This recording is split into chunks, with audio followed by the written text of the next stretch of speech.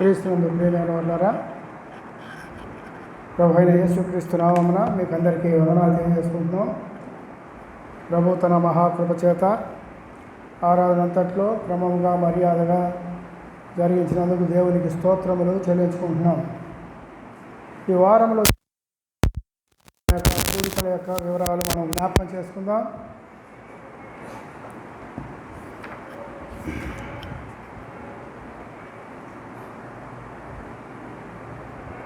మంగళవారము గృహ కూడిక మందిరంలోనే ఉంటుంది.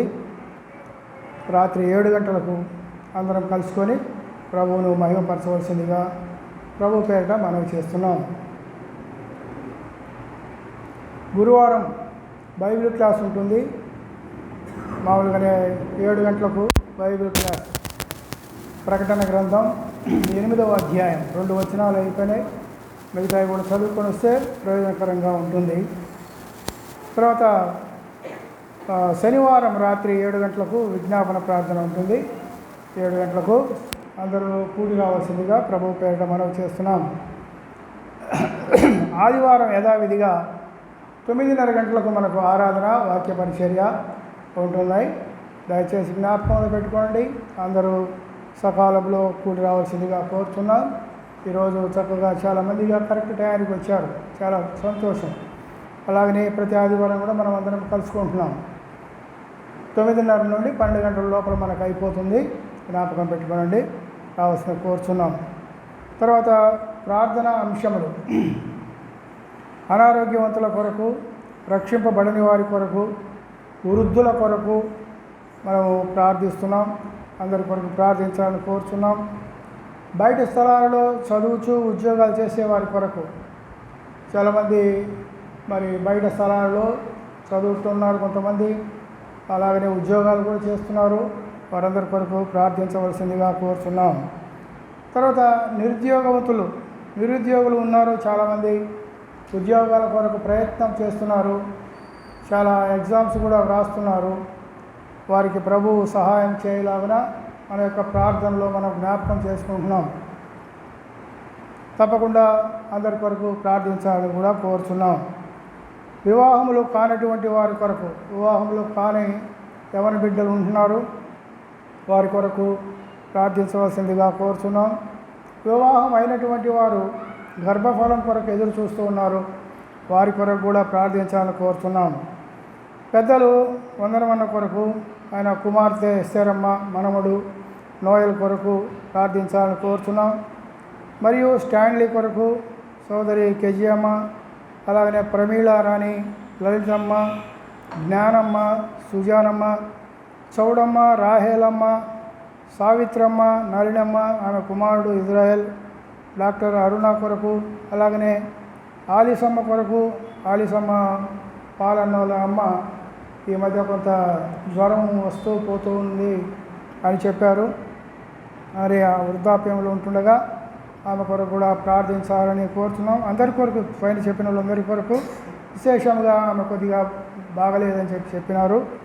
అలాగనే మరి సంధ్య, స్నేహాంజలి, జ్యోతి, జేమ్స్ అన్న కుమార్తె విక్టోరియా కొరకు, అలాగనే జగ్జీవన్ తల్లి మరియమ్మ కొరకు, అలాగనే లాజరస్ అన్న భార్య మరియమ్మ ఆమె కొరకు, జాన్ ప్రభాకర్ భార్య కొరకు, జాన్ బాబు కొరకు. జాన్ బాబు ఈ మధ్య కొంత అస్వస్థతగా ఉండి మరలా ఇప్పుడు కొంచెం నెమ్మదిగా ఉంది అన్నాడు. ఈరోజు వస్తా అన్నాడు, మరి ఏమి రాలేదు. అలాగనే పాల్ కొరకు, కాలు నొప్పులు. అలాగనే సోదరి కమలమ్మ కొరకు, అలాగనే కిరణ్ కుమార్, జోసఫ్ కుమార్ వాళ్ళ తమ్ముడు, తర్వాత ఎస్తేరు భర్త కుమారుడు, వారు కూడా మన మధ్య ఉన్నారు. మరి ప్రభు కొంత కనికరించాడేమో. సంపూర్ణమైనటువంటి ఆరోగ్యం కొరకు కూడా ప్రార్థించాలి. బర్నబాస్ అన్న కొరకు, కాలు కొంచెం నొప్పిగా ఉంటుంది అన్న కొరకు. అలాగనే దేవదానం అన్న మరి పోయిన ఆదివారం పోయినాడు బెంగళూరు చెకప్ కోసం. మరి అక్కడ చక్కగా ట్రీట్మెంట్ జరగలాగన తిరిగి క్షేమంగా మన మధ్యకు వచ్చినట్లు దేవదానం అన్న కొరకు ప్రార్థిస్తాం. అలాగనే సోదరి కెజియా అత్తగారు, ఆమె కొరకు కూడా ప్రార్థిస్తాం. ఆ కెజియమ్మ కోడలు కూడా మరి ప్రసవం కొరకు, ఆమె గర్భవతిగా ఉంటుంది, ఆమె కొరకు కూడా ప్రార్థించవలసిందిగా కోరినారు. తర్వాత సుశీలమ్మ, మన ఇంటి మందిరానికి వెనకమాల ఉంటుంది ఒక ఆమె కంటి ఆపరేషన్ కొరకు, అలాగనే బర్నబాస్ అన్న అల్లుడు శ్రీనివాస్ కొరకు ప్రార్థించాలని కోరుతున్నాం. అలాగనే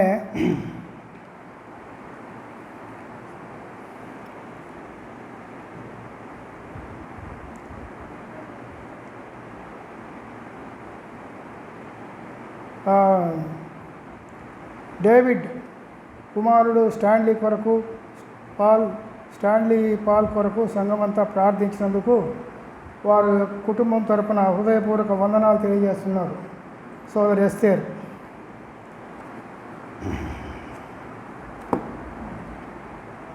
అలాగనే సంపూర్ణమైనటువంటి ఆరోగ్యం కొరకు కూడా మనమందరము ప్రార్థన చేద్దాం. తర్వాత జాబ్, ఎగ్జామ్స్, కౌన్సిలింగ్ కొరకు అటెండ్ అయ్యే వారి కొరకు మనము ప్రార్థిస్తాం. అలాగనే రష్యా, ఉక్రెయిన్, ఇజ్రాయెల్, పాలస్తీనా యుద్ధం ఆగిపోవటం కొరకు కూడా మనము ప్రార్థనలో జ్ఞాపకం చేసుకుందాం. తర్వాత పోయిన శనివారం, ఆదివారం మన మధ్య ఉన్నటువంటి సువార్థికుడు బాలయేసు గారు, ఆయన క్షేమంగా పోయినారు. మనతో సహవాసం చేయటం ఆయన ఎంతో సంతోషంగా భావించి సంఘమంతటికి వందనాలు తెలియజేసినారు. అందరికీ వందనాలు. చాలా చక్కని పరిచర్య, చక్కని సహవాసము, చక్కని క్రమము బాగుంది అని చెప్పి ఆ సోదరుడు తెలియజేశాడు. అందరికీ వందనాలు. తర్వాత ప్రభు చిత్తమైతే ఇలాగనే మనము వారానికి ఒక్కసారి ఎవరైనా ఒక కొత్త సహోదరుని పిలిపించుకొని మరి ఇలాగనే జరుపుకోవడం సంఘానికి ఎంతైనా క్షేమం. లాస్ట్ డేస్లో మనం ఉంటున్నాం కాబట్టి ఆ విధంగా కలుసుకోవటం ఎంతైనా మంచిది, అది అవసరత కూడా. సరే ప్రియులారా, కొంత మనము దేవుని వాక్యాన్ని మనం జ్ఞాపకం చేసుకుందాం, ధ్యానం చేద్దాం.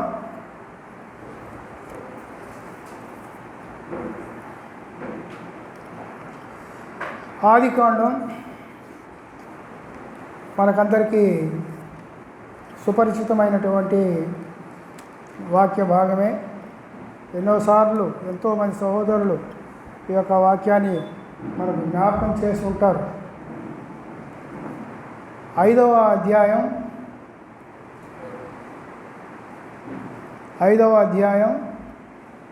ఆదికాండం 5వ అధ్యాయం 29వ వచనం.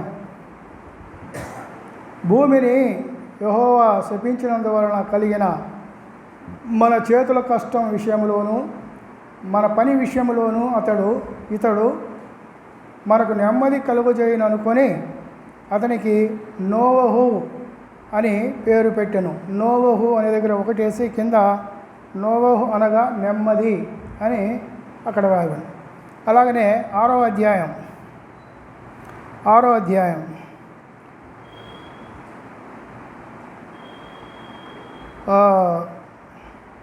6, 7 వచనాలు, 6, 7, 8 వచనాలు మనం 3 వచనాలు చదువుకుందాం.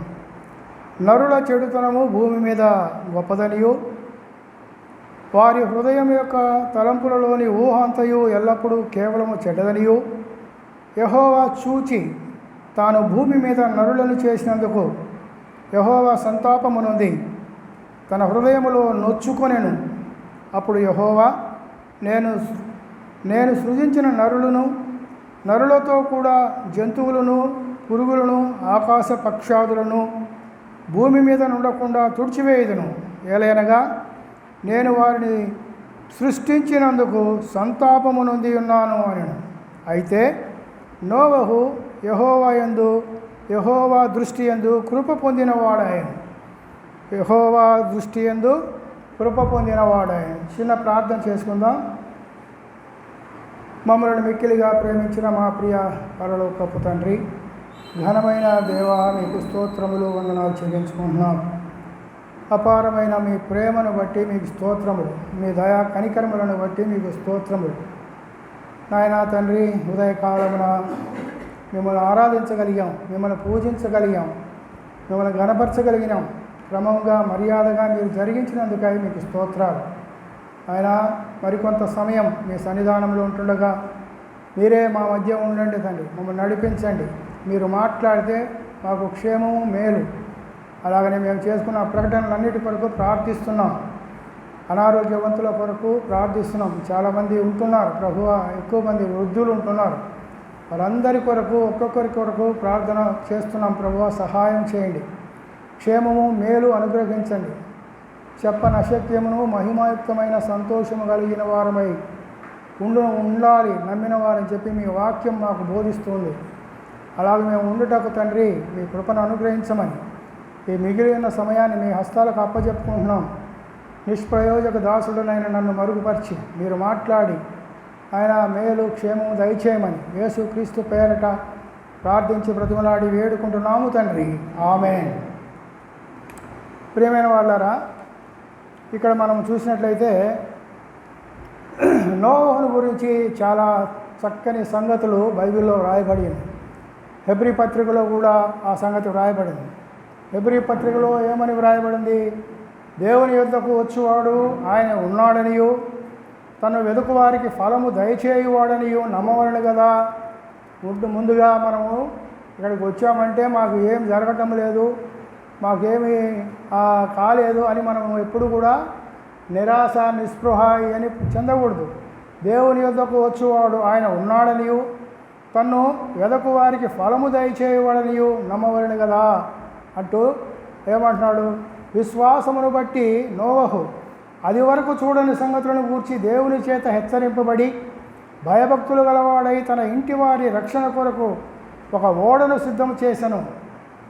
అందువలన అతడు లోకం మీద నేరస్థాపన చేసి విశ్వాసమును బట్టి కలుగు నీతికి వారసుడాయను అని అక్కడ వ్రాయబడింది. విశ్వాసమును బట్టి కలుగు నీతికి అతడు వారసుడైనాడు. ఆయన విశ్వాసం ఉంచాడు అది వరకు చూడని సంగతులను. అంటే అప్పటి వరకు అసలు వర్షం వస్తుందని కానీ, లేకపోతే ఈ ఓడ నీళ్ళపైన తేలాడుతుందని కానీ ఆయనకు తెలియదు. అసలు దేవుడు చెప్పాడు, ఆయన చేశాడు. అందుకనే ఏమంటున్నాడు? అది వరకు చూడని సంగతులను గూర్చి అతడు తన ఇంటి భయభక్తులు గలవాడే దేవుని చేత హెచ్చరింపబడ్డాడు. హెచ్చరింపబడిన వాడే కాకుండా భయభక్తులు కలిగిన వాడే, భయము భక్తి కలిగి దేవుడు చెప్పిన దాన్ని తప్పకుండా చేసినటువంటి వాడుగా ఉన్నాడు. తన ఇంటి వారి రక్షణ కొరకు ఒక ఓడను సిద్ధం చేసుకున్నాడు. అలాగనే ఏమంటున్నాడు? అతడు లోకం మీద నేరస్థాపన చేశాడు.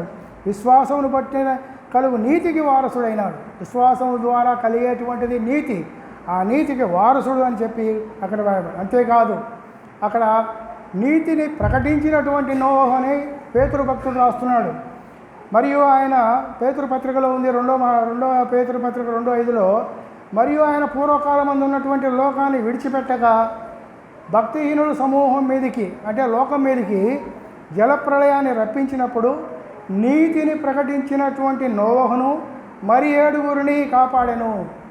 నీతిని ప్రకటించినటువంటి వాడు, నీతికి కలిగేటువంటి విశ్వాసం వల్ల కలిగే నీతికి వారసుడు అనేటువంటి మాట ఎంత శ్రేష్టమైన మాట.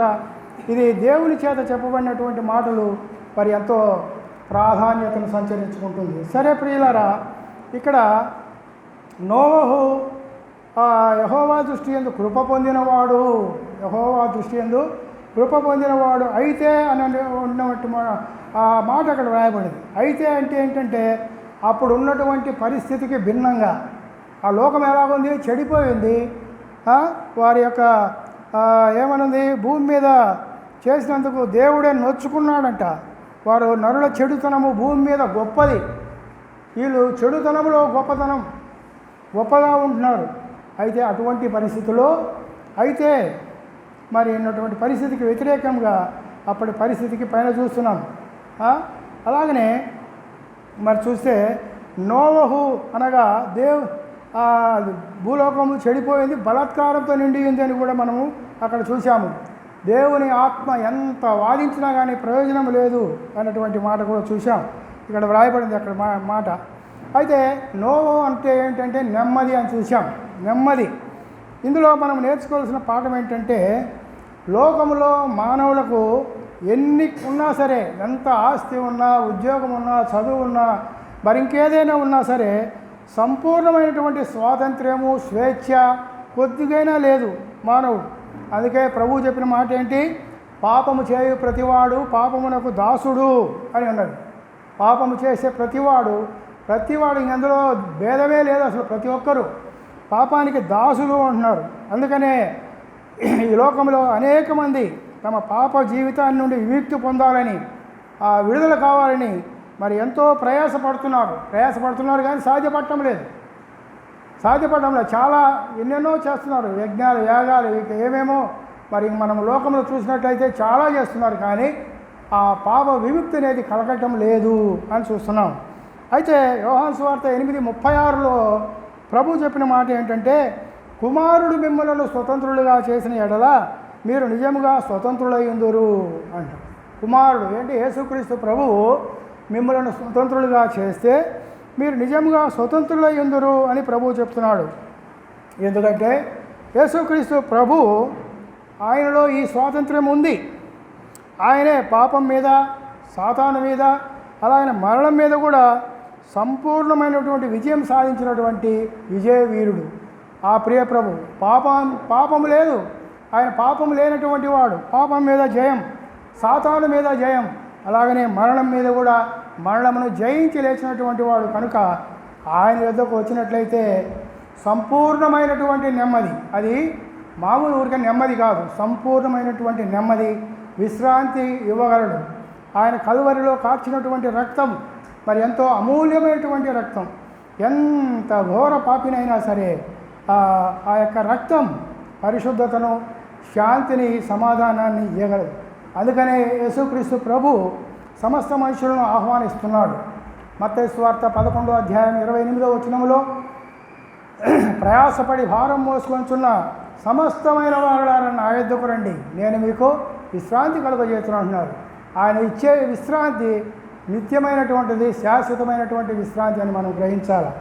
ఆయన యొద్దకు వచ్చినటువంటి మనము అంటే రక్షింపబడినటువంటి వారు చెప్పనశక్యమును మహిమాయుక్తమైన సంతోషము గలవారై ఆనందిస్తున్నారు అని చెప్పి ఒకటో పేతురు పత్రిక 1:8-9 చూస్తున్నాం. మనకు అది తెలిసిన మాటలే కాబట్టి నేను చెప్పుకుంటూ పోతున్నాను. ఆయన మీద మరి ఆనుకొని పూర్ణ శాంతి గలవాడిగా ఆయన మనల్ని కాపాడగలడు. ఆయన మీద మనం పూర్తిగా ఆనుకోవటం అంటే పూర్తిగా మన భారమంతా ఆయన మీద వేయటం. ఇప్పుడు మనము చైర్లో కూర్చున్నాము, ఈ చైరు మన యొక్క భారాన్ని భరించగలదు అని ఒక ధైర్యంతో మనం కూర్చుంటాం. అది నమ్మకం, అదనమాట. దేవుని నమ్ముకోవటం అంటే మన పూర్తి భారాన్ని ఆయన మీద వేయటమే. కాబట్టి యెషయా గ్రంథం చూడండి ఒకసారి. యెషయా గ్రంథం 26వ అధ్యాయం 3వ వచనం. ఎవని మనస్సు నీ మీద ఆనుకొనునో, ఎవని మనస్సు, మన మనస్సు పూర్తిగా ఆయన మీదనే, వానిని నీవు పూర్ణ శాంతి గలవానిగా కాపాడుదు. పూర్ణ శాంతి, మామూలు శాంతి కాదు, పూర్ణమైనటువంటి శాంతి గలవానిగా నీవు కాపాడుదు. ఏలైనగా అతడు నీ యందు విశ్వాసం ఉంచి ఉన్నాడు. కాబట్టి విశ్వాసం ఉంచినటువంటి వారు పూర్ణ శాంతి గలవాడిగా ఆయన కాపాడగలడు. మనం ఎప్పుడైతే ఆయన మీద మనం పూర్తిగా ఆనుకొని ఉంటామో ఆయన మనల్ని కాపాడుతాడు, పూర్ణ శాంతి గలవాడిగా కాపాడుతాడు. కీర్తనలు 55:22 చూస్తే అక్కడే నీ భారము యెహోవా మీద మోపము, ఆయన నిన్ను ఆదుకొనును అన్నటువంటి మాట కూడా అక్కడ చూడగలం. కాబట్టి ప్రియమైన వారులారా, నమ్మనటువంటి వారు యేసుక్రీస్తు ప్రభు దగ్గర రావాలి. నమ్మినటువంటి వారు ఆయన మీద పూర్తిగా, ప్రభువుని ఎరిగినటువంటి వారు మనము పూర్తిగా ఆయన మీద ఆనుకొని మరి మనం ముందుకు సాగవలసిన వారంగా చూద్దాం. ఒక మాట చూడండి, అపోస్తుల కార్యములు 14:3 ఒక మాట, చక్కని మాట అక్కడ రాయబడింది. పౌలు బర్నబాలను గురించి అపోస్తుల కార్యములు 14:3 కాబట్టి వారు అనగా పౌలు బర్నబాలు ప్రభువును ఆనుకొని ధైర్యముగా మాట్లాడుచు అక్కడ బహుకాలము గడిపరి. చూడండి ఇక్కడ మాట, వారు ప్రభువును ఆనుకొని ధైర్యముగా మాట్లాడుతూ. కాబట్టి నమ్మినటువంటి మనము ప్రభు పనిలో మరి ఆయన మీద ఆనుకొని, అంటే పూర్తిగా ఆయన మీదనే డిపెండ్ అయ్యి మనము మన ఆత్మీయ జీవితంలో ముందుకు సాగాలి. పౌలు బర్నబాలను పోలి వారిలాగా మనం ఉండాలని మనము నేర్చుకుంటున్నాం. అలాగనే 1 తిమోతి 2వ అధ్యాయం 1-2 వచనాల్లో మనం చూస్తే మనము సంపూర్ణ భక్తియు మాన్యతయు కలిగి సుఖముగాను నెమ్మదిగాను, అక్కడ కూడా నెమ్మది, నో అనగా నెమ్మది అని అర్థం. మనం సంపూర్ణ భక్తియు మాన్యతయు కలిగి సుఖముగాను నెమ్మదిగాను బ్రతుకునే నిమిత్తము మనుషులందరి కొరకు, రాజుల కొరకు, అధికారుల కొరకు మనమందరము ప్రార్థనలు, విజ్ఞాపన, యాచనలు, కృతజ్ఞతాస్తుతులు చెల్లించాలని అక్కడ రాయబడింది. కాబట్టి మనము నెమ్మది కలిగి ఉండాలంటే అందరి కొరకు ప్రార్థించవలసిన వారమైన మాన్యత కలిగి బ్రతకాలంటే ప్రార్థన అవసరం. ప్రార్థనా పరులు ప్రభువు మీద ఆనుకొని వారికి ఉంటే వారికి సంపూర్ణమైనటువంటి నెమ్మది దేవుడు దయచేస్తాడు. దావీదు మహారాజు అంటాడు, నేను నెమ్మదిగా పండుకొని నిద్రపోవదును. కీర్తనలు 4:8 ఆ మాట ఉంది, నేను నెమ్మదిగా పండుకొని నిద్రపోవదును అన్నటువంటి మాట. పూర్ణ మనస్సుతో ఆయనను వెదికి ఉండ్రి కనుక యెహోవా వారికి నెమ్మది కలుగజేశాడు. ఏమంటారు? పూర్ణ మనస్సుతో ఆయన వెదికిన వారికి ఆయన నెమ్మది దయచేస్తాడు. చూడండి, ఈ మాట మనం 2వ కొరింథీ పత్రికలో, రెండవ దినవృత్తాంతములు 15వ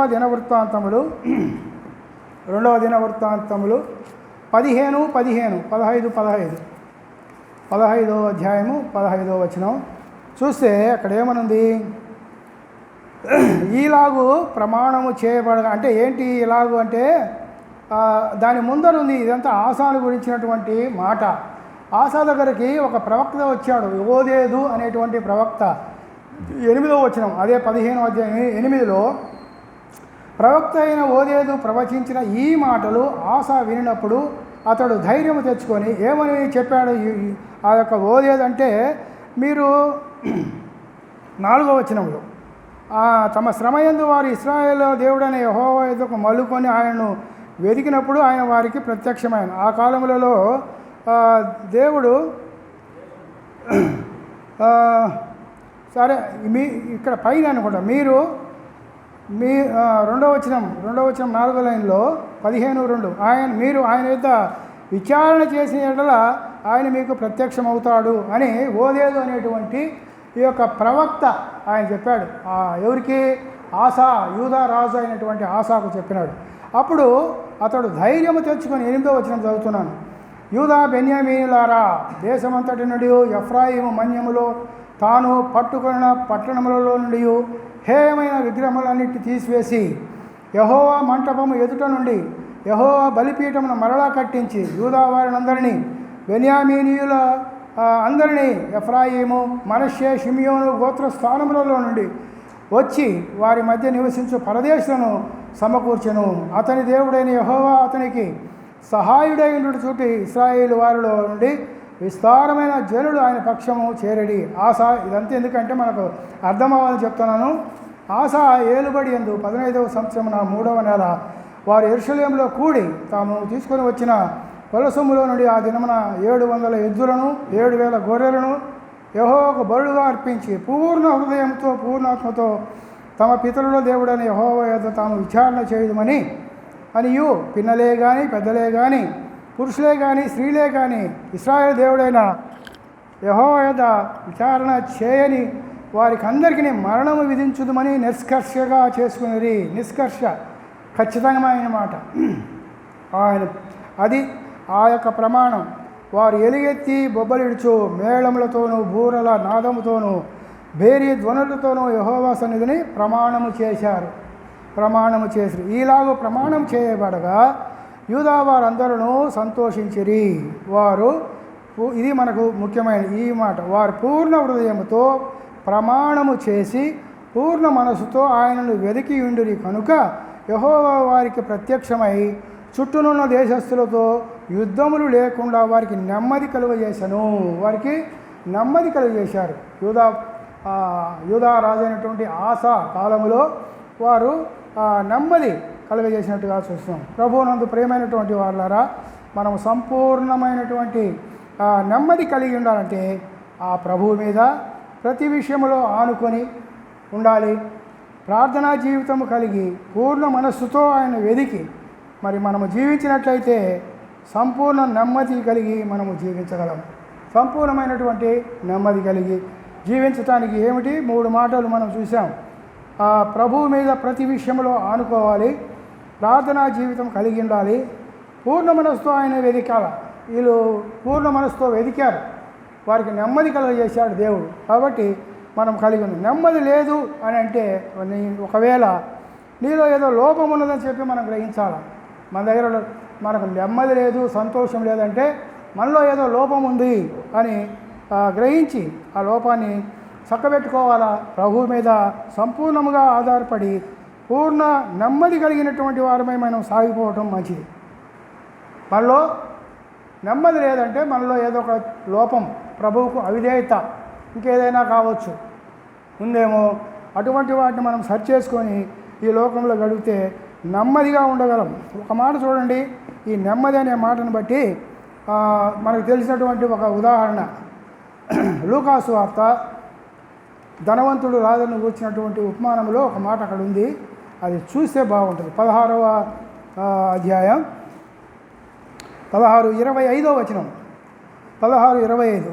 అందుకు అబ్రహాము, ఎవరు? లూకాసు వార్త 16:25. అందుకు అబ్రహాము, కుమారుడా, నీవు నీ జీవితకాలమందు నీకు ఇష్టమైనట్టు సుఖము అనుభవించితివి. నీకు ఇష్టమైనట్టు జీవించావు. ఎవరు ఇష్టానుసారంగా వాళ్ళు జీవిస్తే అది నెమ్మది కాదు. ఏమంటారు? అలాగనే లాజరు కష్టం అనుభవించిన జ్ఞాపకం చేసుకో. ఇప్పుడైతే వాడు ఇక్కడ నెమ్మది పొందుతున్నాడు. కాబట్టి ప్రియమైన వాళ్ళారా, మనకు నెమ్మది కావాలంటే ఈ లోకంలో ప్రభువు కోసం మనం కొంత నష్టపోవాలి, నష్టం చేసుకోవాలి, అంతే. అది దేవుడు మన విశ్వాసాన్ని శ్రమల ద్వారా కొలుస్తాడంట. శ్రమల ద్వారా కొలుస్తాడని ఒక విశ్వాసి చెప్పగా నేను విన్నాను. కాబట్టి ఈ లోకంలో ప్రభువు కొరకు ఎంతో కొంత నష్టపోవాలి. నన్ను వెంబడించేవాడు తను తాను ఉపేక్షించుకొని, అంటే దాని అర్థం అదే, కొంత నష్టపరుచుకొని నువ్వు ప్రభువుని వెంబడించాలి. అంతేగాని నాకు అన్ని సమృద్ధిగా కలిగినప్పుడు నువ్వు దేవుణ్ణి మరి చేయవాకు, సరి కూర్చో. కాబట్టి ఇక్కడ ఏం చెప్తున్నాడు? నీ జీవితకాలం అంతయు నువ్వు సుఖం అనుభవించావయ్యా లాజరు, ధనవంతుడితో చెప్తున్నాడు. అయితే అలాగనే లాజరు కష్టం అనుభవించాడు అని జ్ఞాపకం చేసుకో. ఇప్పుడైతే వాడు ఇక్కడ నెమ్మది పొందుతున్నాడు.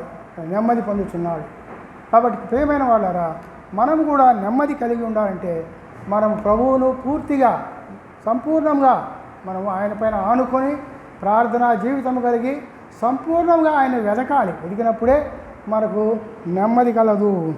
నెమ్మది ప్రకటన గ్రంథం అక్కడ కూడా ఒక మాట ఉంది. ప్రకటన గ్రంథం 14:13లో అక్కడ ఏమని ఉందంటే అంతటా 14:13 అంతటా ఇప్పటి నుండి ప్రభువులందు మృతులు ధన్యులని వ్రాయమని పరలోకం నుండి ఒక స్వరం చెప్పగా వింటే నిజమే, వారు తమ ప్రయాసములు మాని విశ్రాంతి పొందుదురు, వారి క్రియలు వారి వెంట పోవునని ఆత్మ చెబుతున్నాడు. వారి క్రియలు వారి వెంట పోవును, వారు తమ ప్రయాసమును మాని విశ్రాంతి పొందుదురు. అక్కడ ఆకలి దప్పులు కానీ మరి ఇంకా ఏది కూడా అక్కడ ఉండవు ఆ లోకంలో. ఇందును బట్టి మనం ఆలోచిస్తే ఏమని మనకు అర్థమవుతుంది? యేసుక్రీస్తు ప్రభువులోనే మనకు ఆయన ఇచ్చేటువంటి విశ్రాంతి, నెమ్మది, అది శాశ్వతమైనటువంటిది అని మనము గ్రహించాలి. తర్వాత మనం రెండవ మాటగా మనం చూస్తే నోవహు యెహోవా వలన కృప పొందినవాడాయను అని అక్కడ చూస్తున్నాం. యెహోవా వలన కృప పొందినవాడు, కృప చూపినటువంటి వాడు దేవుడు, యెహోవాయే. కృప పొందినవాడు నోవహు. దేవుడు అందరి పట్ల కూడా కృప చూపేవాడు. నోవహు పట్ల కూడా దేవుడు కృపను చూపించాడు. కీర్తనలు 33:5 చూడండి ఒక మాట. కీర్తనలు 33:5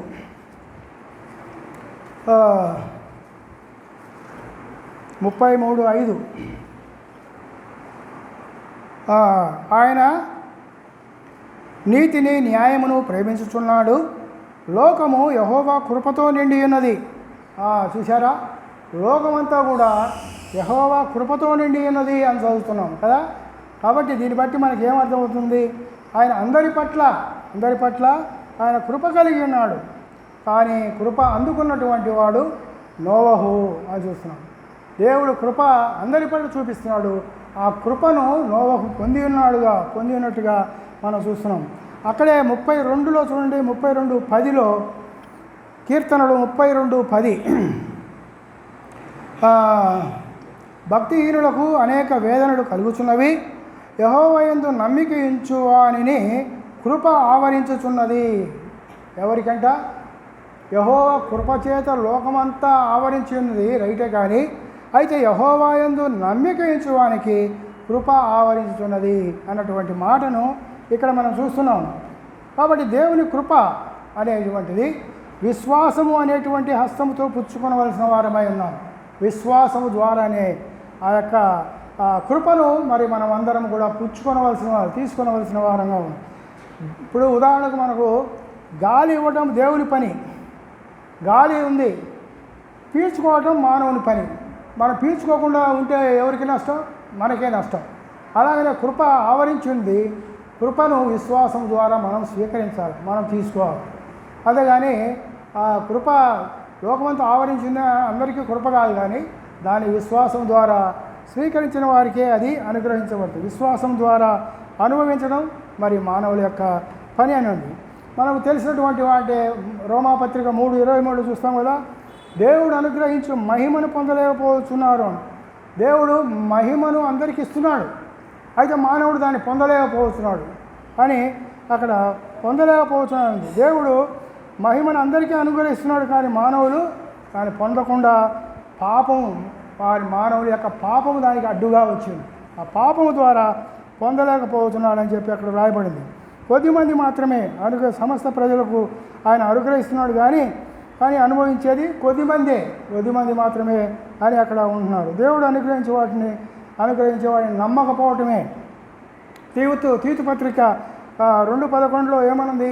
సమస్త మనుషులకు రక్షణకరమైనటువంటి దేవుని కృప సమస్తమైనటువంటి, చూడండి తీతు పత్రిక 2:11లో ఉంది ఆ మాట. తీతు పత్రిక 2:11లో కదా, ఏలైనగా సమస్త మనుషులకు రక్షణకరమైన దేవుని కృప ప్రత్యక్షమై అన్నారు. సమస్త మనుషులకు రక్షణకరమైనటువంటి దేవుని కృప అనేది ప్రత్యక్షమైనట్టుగా మనం ఇక్కడ చూస్తాం. నమ్మినటువంటి వారు ఆ కృపను అనుభవించగలరు అన్నారు. ఎఫెసీ పత్రిక 2:8 మనకు తెలుసు కదా, విశ్వాసము ద్వారా కృపచేతనే మీరు రక్షింపబడి ఉన్నారు. రోమా 3:24 చూడండి, రోమా 3:24 రోమాపత్రిక 3:24లో ఏమనుంది? కాబట్టి నమ్మువారు ఆయన కృపచేతనే క్రీస్తు యేసునందలి విమోచనము ద్వారా ఉచితముగా నీతిమంతులని తీర్చబడుతున్నారు. మనం ఉచితముగా నీతిమంతులముగా తీర్చబడుతున్నామంటే ఆయన కృప ద్వారానే.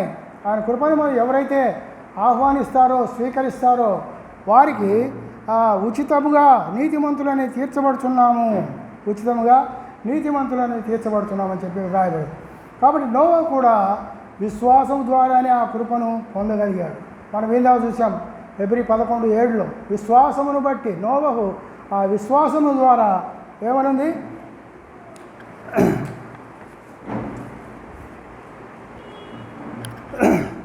నోవహు అది వరకు చూడని సంగతులను గూర్చి హెచ్చరింపబడిన వాడై దేవుని చేత హెచ్చరింపబడి భయభక్తులు గలవాడై తన ఇంటి వారి రక్షణ కొరకు ఓడను సిద్ధం చేసుకున్నాడు అనే మాట మనం చూస్తున్నాం.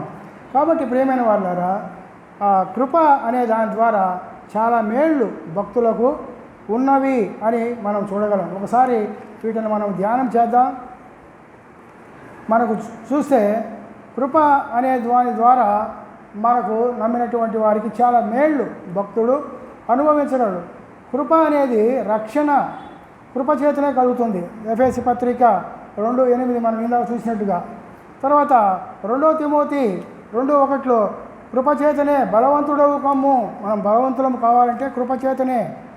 2 తిమోతి 2:1 నా కుమారుడా క్రీస్తు యేసునందున కృపచేత బలవంతుడవు కమ్ము అన్నటువంటి మాట. అలాగనే కీర్తనలు 94:18 చూడండి ఒక మాట. కీర్తనలు 94:18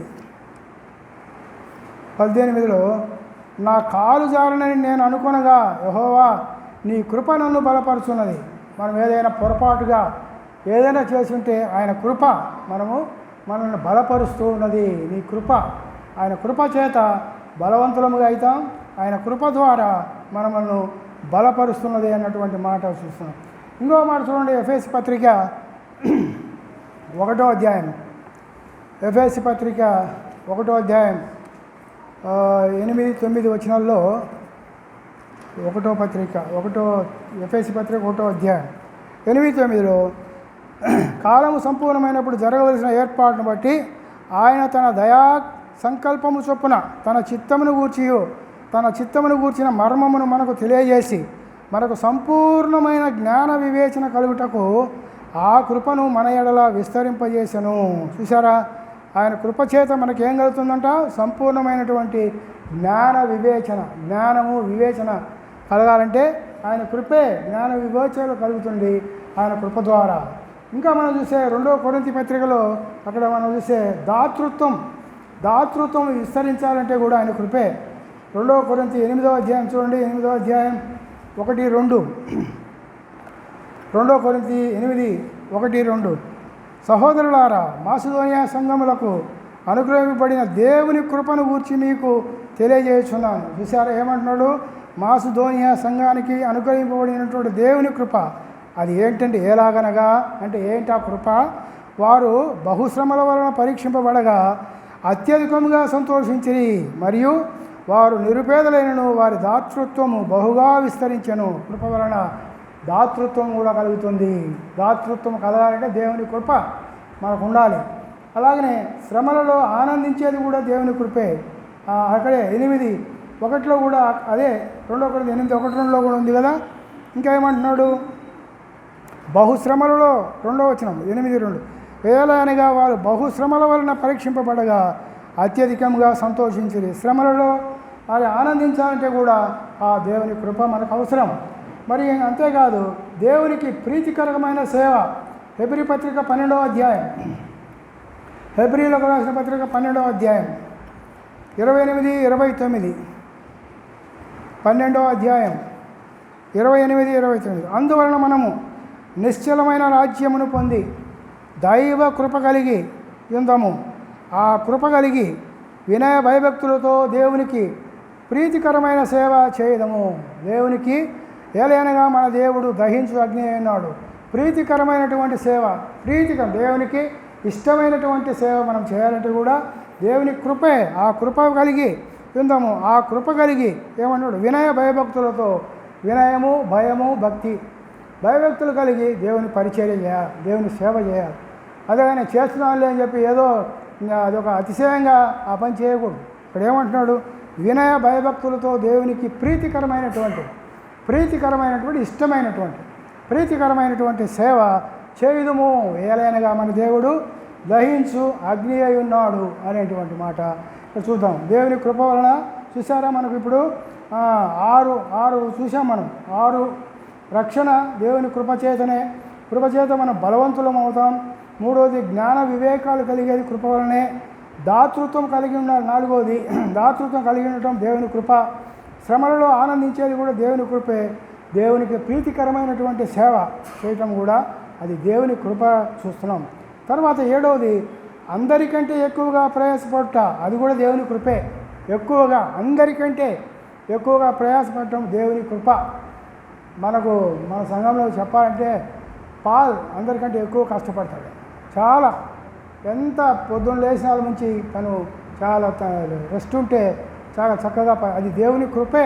అది కూడా చూడండి 1వ కొరింథీ అక్కడ వ్రాయబడింది 15:10. మనమే గొప్పగా చెప్పుకునేది కాదు కానీ ఉన్న సంగతి మనం మాట్లాడుతున్నాం. 15:10 1వ కొరింథీ 15:10. అయినను నేనేమై ఉన్నానో అది దేవుని కృప వలనే అయి ఉన్నాను, మరియు నాకు అనుగ్రహింపబడిన ఆయన కృప నిష్ఫలము కాలేదు. కానీ వారందరికంటే నేను ఎక్కువగా ప్రయాసపడినది నేను కాను, నాకు తోడై ఉన్న దేవుని కృపయే. దేవుని కృప చేతనే మరి అందరికంటే ఎక్కువగా మనము ప్రయాసపడడం. మనందరం కలిసి అందరికంటే ఎక్కువగా నేను ఎక్కువగా కష్టపడాలి ఒక ఇదిగా ప్రతి ఒక్కరు దేవుని సేవ పరిచర్య విషయంలో పని చేయాలి. అది దేవుని కృప వల్లే కలుగుతుంది. తర్వాత ఇంకొక మాట మనం చూస్తే అన్నిటి యందు ఎల్లప్పుడూ సర్వసమృద్ధి గలవారు ఉండటం దేవుని కృపే.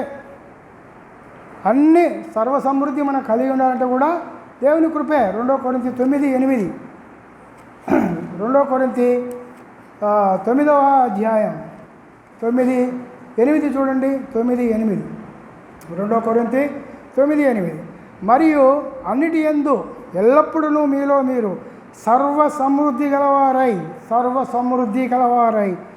ఉత్తమమైన ప్రతి కార్యము చేయుటకు దేవుడు మీ ఎడల సమస్త విధములైన కృపను విస్తరింపజేయగలడు. సమస్త విధములైనటువంటి కృపను విస్తరింపచేయగలడు. ఎట్లా? అన్నిటిలో సర్వసమృద్ధి మనం కలిగి ఉండాలంటే దేవుని యొక్క కృపే. ఆయన కృప లేకపోతే మనము ఏమి చేయలేము.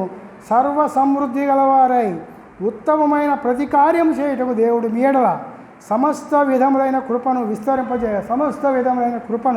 విస్తరింపజేయగలడు.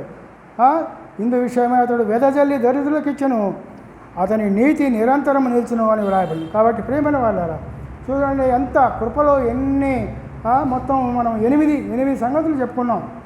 రక్షణ దేవుని కృపచేతనే బలవంతులం అవుతున్నాం. 2వది జ్ఞాన వివేచాలు. 3వది 4వది దాతృత్వం కలిగి ఉండటం దేవుని కృప. శ్రమలలో ఆనందించడం దేవుని కృపే. తర్వాత 6వది దేవునికి ప్రీతికరమైన సేవ చేయటం దేవుని కృప. అందరికంటే ఎక్కువగా ప్రయాసపడటం కూడా దేవుని కృప.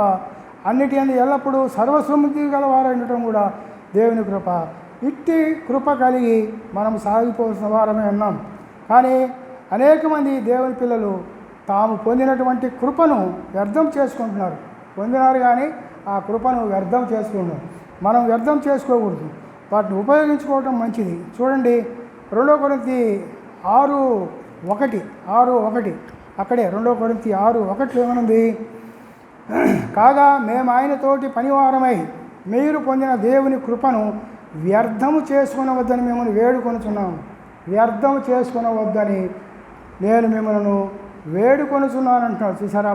పోసిన పౌలు చెప్తున్నాడు కొరింథీయులకు, మేము ఆయనతోటి పనివారమై మీరు పొందిన దేవుని కృపను వ్యర్థం చేసుకోము. కాబట్టి ప్రియమైన వాళ్ళ మనం పొందినటువంటి దేవుని కృపను కూడా మనం వ్యర్థం చేసుకోకూడదు. వ్యర్థం చేసుకోకుండా దాన్ని మనం ఉపయోగించుకోవాలి. దేవుని కృప వలన ఎన్ని ఆధిక్యతలు ఉన్నాయో చూసారా? అందుకని నోవహు కృప పొందినవాడు కనుకనే అంత గొప్ప ఆశీర్వాదంగా ఉండగలిగింది. నోవహు యెహోవా చేత కృప పొందినవాడు అన్నాడు.